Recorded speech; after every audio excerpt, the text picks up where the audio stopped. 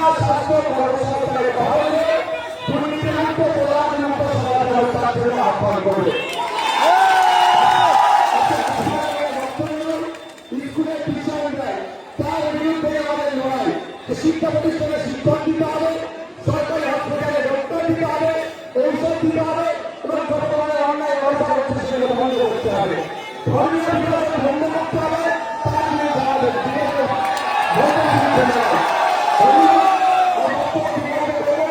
আমি শুধু আপনাদের বলবো, তৃণমূল চাইছে মাসে 1500 টাকা দিয়ে একটা ছেলেকে বেকার রাখা, আর আমরা বামপন্থী হাসপাতাল রয়েছি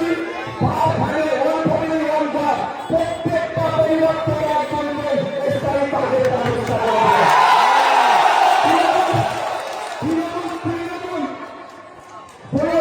বেকার করতে চাইছে, আমরা বলছি মাসে ন্যূনতম 15,000 থেকে 22,000 টাকা বেতনের ব্যবস্থা করা।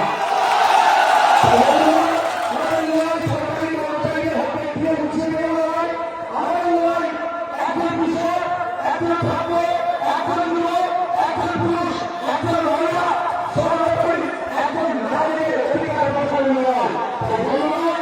এইগুলো তোমার পরিবর্তন যত রকম সন্ত্রাসের বিরুদ্ধে গণতান্ত্রিক প্রক্রিয়া আমাদের এমপিদের আসছে দিন।